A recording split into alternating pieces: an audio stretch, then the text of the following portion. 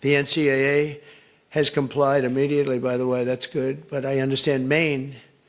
Is Maine here, the governor of Maine? Well, are you not going to comply with it? I'm complying with the state and federal laws. We are the federal law. Well, you better do it. You better do it because you're not going to get any federal funding at all if you don't. And by the way, your population, even though it's somewhat liberal, although I did very well there, your population doesn't want men playing in women's sports. So you better comply because otherwise you're not getting any federal funding. See you in court. Every state, good. I'll see you in court. I look forward to that. That should be a real easy one. And enjoy your life after governor because I don't think you'll be in elected politics. So we have to talk about something pretty surprising, but at the same time, not entirely surprising. News out of Maine Senate race. Sitting Governor Janet Mills has officially dropped out of the race. Now, she's saying this comes down to financial resources, that the campaign isn't in a position to continue. And when you hear that, it's easy to think this is just about money. But in politics, it's usually about something deeper. Money follows belief. If people believe in your campaign, the funding shows up. When it stops, that's usually a signal that momentum has shifted somewhere else. And we're going to break this down, look at the different perspectives, and then I'll give my thoughts, and I'll say it like this. This is shocking, but not shocking at the same time. Because even though Graham Platner was already gaining traction, the fact that she's stepping out now almost guarantees he become the Democrat candidate in this race. And that's a big deal because it points to a shift, not just in one campaign, but potentially in the direction of the party itself. And here's the real life lesson in all of this. In any system, business, politics, even relationships, support doesn't just disappear randomly. It fades first, quietly, before the outcome becomes public. And if you don't recognize that early, the ending always feels more sudden than it actually is. Good morning. We thank you for joining us. We are interrupting your regularly scheduled programming for some major breaking news in Commitment 2026. We're just learning moments ago, Governor Mills announcing that she is suspending her campaign for U.S. Senate after campaigning for the last 6 months. Yeah, and she's citing financial resources here. She says she had the drive and the compassion and the commitment and the experience, she says, to continue on, but she doesn't have what political campaigns require, the financial resources. That's why she's saying she made the difficult decision to suspend her campaign. This is new to our newsroom too. We have not yet heard anything from any other campaign regarding her dropout, but just getting into into our newsroom in the last 2 minutes. That's right. Yeah, we're just learning about this. We are reaching out in real time right now to the Graham Platner campaign, as well as the Susan Collins campaign, for comment on this. This was not an announcement, at least that most political observers were anticipating would come today. These two had not met on a debate stage. The governor, of course, was actively campaigning. She was holding a series of events at different locations and speaking with voters. It comes after, as well, recent polls. There were at least a few of them which showed that Graham Platner, the political newcomer here in Maine, that he was generating more support, at least according to those polls, than the governor was. Yeah, and the statement that came into our newsroom too, the governor basically just expressing a lot of gratitude for Maine. She said in her campaign she recently traveled all the way to the north of the state, met to Madawaska, down to York, across the state, saying that she is extremely grateful to the people of Maine, saying, "I love you. I will continue to fight for you relentlessly as governor. And for the next 8 months, she'll work hard to stand up for what's right and defend the Constitution and preserve our democracy." So again, if you are just joining us, we are bringing you breaking news that Governor Janet Mills has dropped out of the race for U.S. Senate seat. She was scheduled to have a debate here with us next week with Graham Platner and the other candidates for Senate too. So right. Obviously she will not face him on a debate stage. Graham Platner has been holding events in many corners of the state, and through his reporting and our coverage of events like these, he has been drawing significant crowds to events like that. Governor Mills has had more controlled environments, more intimate settings with her supporters in the process of this campaign. She was viewed by many as the more establishment candidate. She was recruited to run and had the support of Senate leaders like Chuck Schumer, as Graham Platner has not received that same establishment Washington, D.C. support that, at least that's the way that a lot of political insiders perceive it. And as Sari said, we have reached out to Graham Platner's campaign. We are currently reaching out to Senator Susan Collins' campaign as well for reaction to this news. We will be sure to join you on air and online as we get updates, and we'll be sure to continue to update you with that information. Yeah, so now another thing that stands out here is the timing. This all happens before a major debate even takes place. And just using common sense, debates are where candidates show their strength. If you feel confident in your position, you usually want that stage. You want the comparison, you want the opportunity to make your case. So when that moment never happens, it naturally raises questions about where things stood internally. And I know a lot of people are looking at this and saying, wow, she was losing momentum so quickly that she didn't even make it to the debate stage. Now, whether you see it that way or not, what's clear is that the energy in this race shifted. And at the same time, you got Platner building visible momentum, drawing crowds, getting attention, and connecting with a certain segment of voters. And that matters because energy in politics works just like energy anywhere else. You see it in jobs, you see it in organizations. When one person starts gaining momentum, the room can shift quickly. And once the room shifts, everything else follows. Support, attention, influence, it all moves together. And zooming out, this is where it gets bigger than just one race, because what we may be seeing is not just a campaign change, but a shift in what voters inside the party are responding to right now. And I want to show you guys in regards of not only the shift, but the attitude, let alone the momentum that obviously took place right in front of Janet Mills' face. I want you guys to check this out. Welcome, Governor Mills.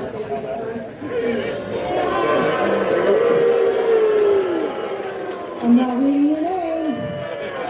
Maybe I won't read any names.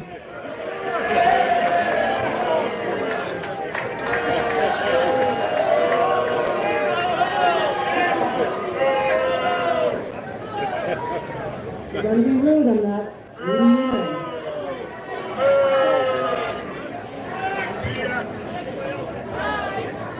Welcome to Farmington, Maine. I'm pleased to be here. This is my hometown, my church.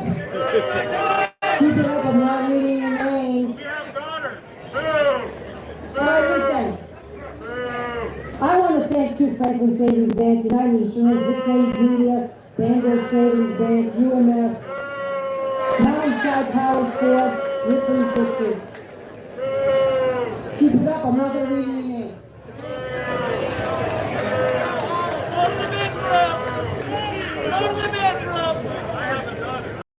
Now, let's talk about what this shift actually represents, because this is where the real conversation is. A lot of people are pointing out that this signals a move toward more progressive or even socialist leaning policy ideas within the party. And instead of just throwing labels around, let's break that down so it actually means something. Generally speaking, these policies involve a larger role for government, more involvement in the economy, expanded public programs, and more centralized decision making in certain areas. Supporters argue that this helps address inequality and provides more support for people. Others look at it and raise concerns about cost efficiency and long-term sustainability. Now, I'll put it in simple terms. What we're really talking about is how much responsibility should sit with the government versus individuals and private systems.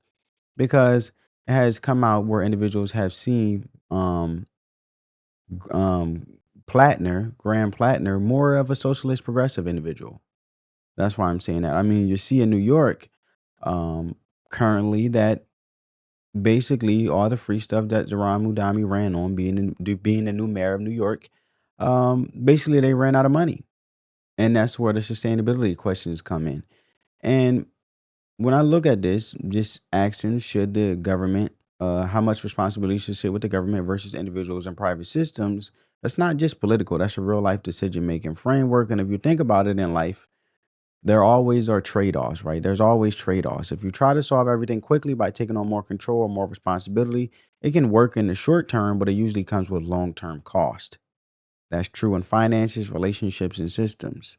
And what some people are reacting to here is the idea that the direction is moving further and faster than they are comfortable with.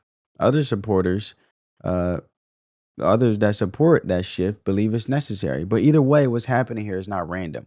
It's a reflection of changing priorities within a group of voters, and that's why this moment matters. Now, and another part of this conversation is how candidates present themselves. Every campaign is about connection, being relatable, understandable. Someone voters feel comfortable with. That's normal. But here's the key point. Presentation is not the same as policy. And sometimes people mix those two up. It's easy to look at someone and think this feels like a normal everyday person. And that may be true on the surface, but the real evaluation has to go deeper than that. What policies do they support? What direction do they want to take things? Because that's what actually impacts people's lives. And this isn't just politics, this is human behavior. In relationships, people often make decisions based on how someone makes them feel in the moment. In business, people sometimes choose based on presentation instead of long-term performance. And sometimes that works, but sometimes it doesn't. But the long-term reality doesn't match for the first impression. So a simple life principle is don't make long-term decisions based on short-term feelings, right? Whether it's a person, a system, or a leader, the outcome always comes from the substance, not the presentation itself. Now, this also has been a lot of discussion around past controversies connected to Platner, including questions about a tattoo and how it's being explained publicly. He addressed it, which we're about to see right now in this clip, and people can listen to the explanation and come to their own conclusions. Now, with no further ado, let's check it out. Especially your online comments from the past. And since you said you're comfortable explaining yourself, let's talk very plainly about some of this stuff, because I know you've spoken about this before, but it's the first time you and I are speaking about any of this. The biggest single controversy of your campaign, which is not going to go away if Susan Collins has her way, is a tattoo you got in 2007 that you've since had covered up of a skull and crossbones that resembles a very infamous Nazi symbol. You said you had no idea about the connection, saying, quote, "I absolutely would not have gone through life having this on my chest if I knew that." When exactly did you find out that the tattoo on your chest could be a Nazi tattoo or seen as one? Oh, about 3 or 4 days before I had it covered up. I got that tattoo with some other Marines when we were on shore leave in Croatia in 2007. And then I had it for 17 years. I went through 2 security clearances. I re-enlisted in the United States Army, got screened for gang and hate tattoos, and then I went to work for the State Department on the ambassador security team in Kabul, where I got a top secret clearance and also got screened. Never came up. I took my shirt off in front of my extended Jewish family the entire time. I would not have done that if I thought I had some obviously recognizable white supremacist or Nazi symbol. So Graham, why then, and that all sounds perfectly reasonable, especially the security checks. So why then did a former top official on your campaign, Genevieve McDonald, your former political director, tell The Guardian last year, while he may not have known what his tattoo meant when he selected the image, it's not plausible he remained ignorant of its meaning all these years? I don't know why she said that. She was only on the campaign for a little over a month and would not have known anything about things I would have known. Well, family, what I mean and what she's saying is, and this goes to Janet Mills because that's what she was pointing out, and that's who he's referring to. And he's going to, as we continue the clip, going to say now all of a sudden she dropped out. And the point she's saying is that it doesn't make sense. Because he's saying, I don't know why she even mentioned it. If you check it out right here, right? We're going to break this down. Tattoo meant when he selected the image, it's not plausible he remained ignorant of its meaning all these years. I don't know why she said that. She was only on the campaign for a little over a month and would not have known anything about things I would have known. She quit in rather spectacular fashion and then spent some time saying deprecating things about the campaign and about myself. So her explanation doesn't make sense, right? You got a tattoo that was recognized by the world as a Nazi tattoo when it came out, but for the same reason he didn't recognize it, right? He didn't know after he got it, right? Years and years, he didn't know that. Hey, this is associated with Nazis, right? He didn't know that until he needed to cover it up, right? I'm just asking questions, family. Until the story came out, it became a political story because he decided to run for Congress. And now all of a sudden he figured out, oh, wait, this is a Nazi tattoo. I didn't know that. Let me cover this up right now. That's what she's questioning. She's questioning your honesty about this, right? Because you know, um, a lot of individuals in the Democrat Party on the left, leftists, are not supposed to be rocking with Nazis. They're supposed to be fighting Nazis. Um, that's the belief for the overall sentiment. What I see critics are saying in regards of it. That's why critics are criticizing him. And I'm just pointing out why she said what she said, because apparently, if you look at it, people want to understand what these people actually believe. And the tattoo, him addressing it, are you being honest, or you're just trying to cover up, not taking accountability around your narrative that you just said by deflecting about somebody giving a criticism of a tattoo that you say you weren't aware of, and you just covered it up all of a sudden. So they're basically saying, as critics would say, like, or you claim you're fighting for democracy against authoritarianism, fascism, etc. But how can that be true? Are you actually fighting for it because he happens to stand on more socialism policies? So what you're actually fighting for is socialism, socialism, which is Marxism. So the love of dictators, that's what people are questioning.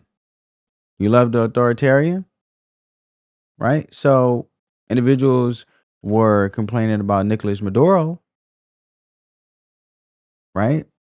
So when you look at it,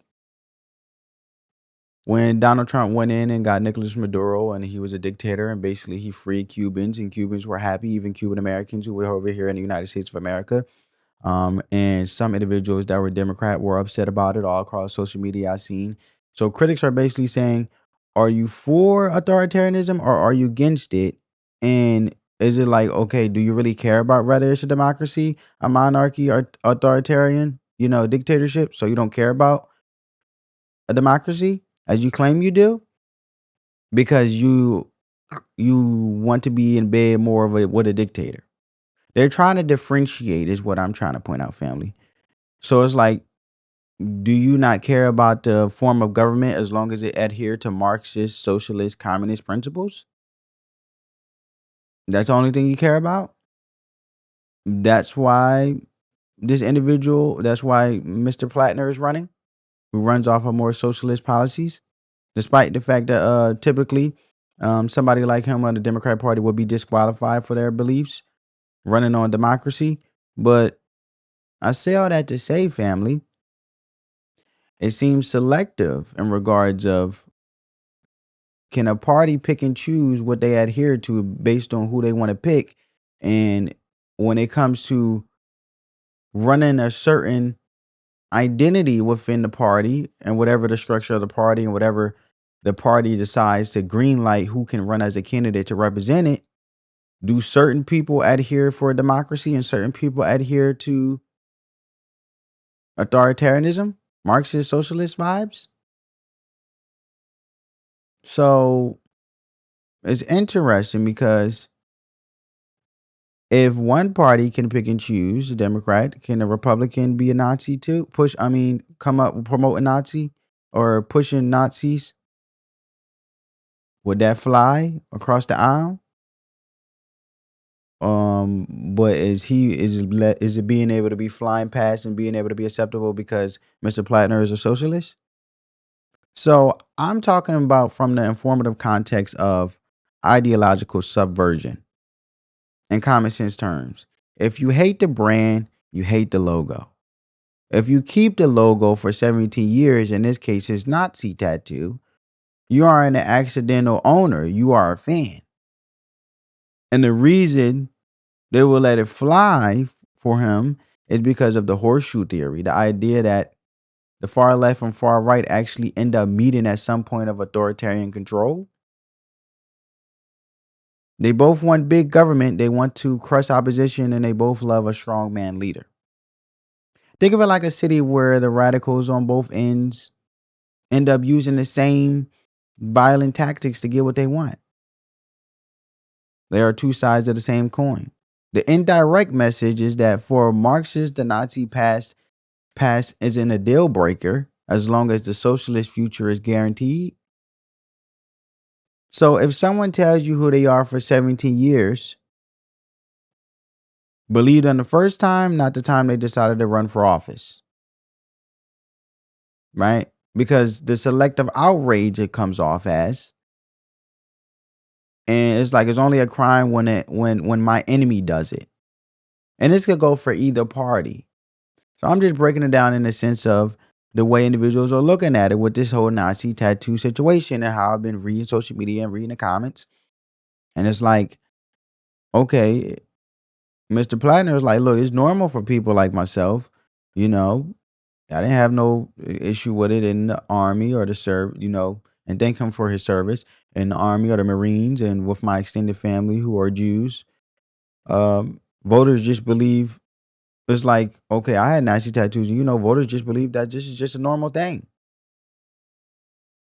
And it's like, well, he just never wanted to run for politics. That's why he got the Nazi tattoo.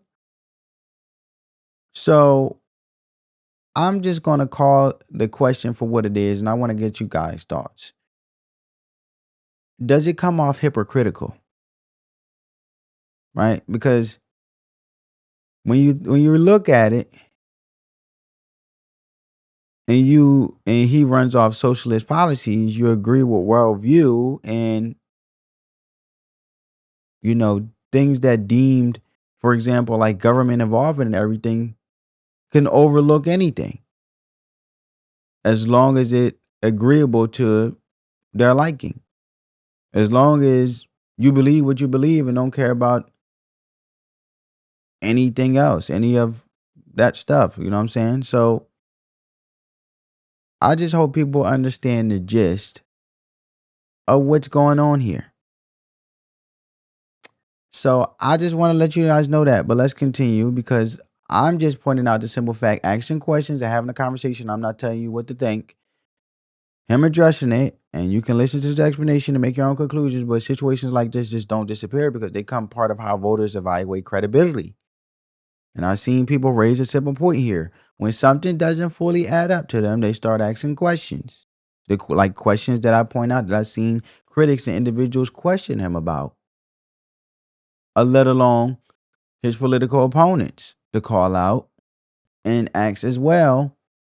Not jumping to conclusions, but asking questions. That's a normal process because in real life, trust is built on patterns, not just explanations. Anyone can explain something after the fact. The real question people is asking whether everything makes sense when you step back and look at the full picture. And again, different people will weigh that differently. Some will focus more on policy, others will focus more on consistency and judgment. But either way, it becomes part of the decision-making process.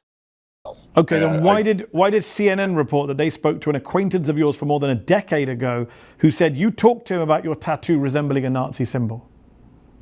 Well, I believe they actually reported on a Jewish insider investigation, which had spoken to one anonymous person who, when they claimed they knew me, it was years. They said they knew me from when I worked at a bar from years I didn't even work at that bar. Okay. And so you're denying that allegation, just to be clear. Oh yeah, absolutely. It also came out after the story broke, so you know it's. Just on the bigger picture, I can understand what you're saying, and I'm hearing your denials and the point about your extended Jewish family. It makes sense. And you're a progressive, so people are giving you a lot of leeway because they like your policy platform. But surely you would admit, if you were a Republican who had been found with that tattoo on your chest, people, progressives, Democrats, would be losing their minds, wouldn't they not? Well, I think if I had that tattoo and had displayed at any point in my life any affinity for fascism or bigotry or racism, then that would absolutely be something to connect. Thing is, in all of my Reddit posts, if you read through them, they've been out there since October, every single one of them. It's fairly clear that I have been long an opponent of fascism, bigotry, and racism. Sometimes with language that people say is too extreme, even though, I don't know, fighting fascism seems like something we should all be dedicated to.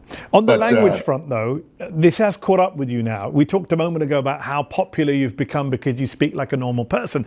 But that comes with its own challenges in the political world, which is you've used the word retarded, which I saw you apologize for this week.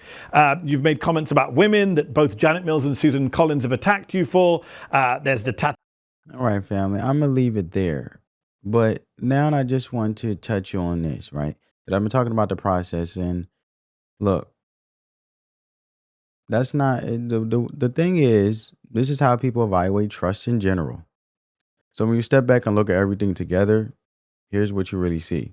An established candidate loses momentum and the newer, more progressive candidate gains it. It tells you something about where energy is moving. But what it means long term, that's still up to the voters to decide. But me thinking about this and listening to this, I'm more of I like to look at why people think the way they do. And also can put this in theory. Let's look at it from some real world logic. Let's look at the normalcy bias, right? This is where people think that because things have always been okay, they will stay okay. That's what it comes off as is what he's saying. Even if it may come off radical or like he just said, it may seem more extreme. It's standing in front of them, telling them they want to change everything. Common sense says that if a guy like in New York City, Zoran Mudami, the mayor, tells you he's going to fix things by tearing them down, is he a builder? Is he a demolition man? Is he not a builder? Because the political verbiage calls this a guy a progressive newcomer. But the informal reality is that if the entire system must be dismantled and rebuilt under state control, whether you agree or disagree, the evidence in history books of every country that tried this, it never ends with the people in charge. Democracy, right? Democrats stand for popular vote. We live in a constitutional republic where the people decide who represent. So I'm saying all this to say that the loudest person in the room is usually the one with the most to hide, most times. Stay objective, stay sharp, and don't let the everyday man or everyday type of costume distract you from extreme things that may not be as productive as they seem, because at the end of the day, I was always taught someone paints you a picture, don't let them paint you another one. Because if this doesn't sit well with supporters, is he just saying right now what people want to hear around his narrative? Now, if you take what his story is face value, you would believe, okay, you've been through security clearance. I'm not doubting that. I'm not, fighting that on the point with that. But where it comes to fine line when when you're becoming a public official, or at least running, everything is going to be dug up. Your history, where you came from, every day, because the people want to know who they rocking with. So how could you not know that? So I'm just saying, look, others will see it as a direction that raises concerns about policy and long-term impact. And that's where the real conversation is, because this isn't just about Maine. This isn't just about Maine. You're seeing similar patterns in different parts of the country. Voters choosing between stability and change, between known systems and new approaches. And those choices come with trade-offs. That's all I'm saying. More change can bring new ideas, but also more uncertainty. More stability can bring consistency, but also slower movement. And every voter is deciding where they stand on that. So instead of reducing this to labels or quick reactions, the better question is this: what kind of outcome do these different approaches actually lead to over time? Because that's what people end up living with. So I want to hear from you, not just about what you think. How do you think about it? Drop your thoughts in the comments. Keep it respectful. Let's actually have a real conversation about it. If this helped you see things a little clearer, like the video, share, and subscribe for more breakdowns like this. Spread that peace, love, and positivity. Let the love supersede the hate. I hope, I got the juices flowing, your brain thinking, thinking for yourself. At the end of the day, stay informed, do research, stay sharp. Like I say, we just having a conversation, right? On that note, family, peace.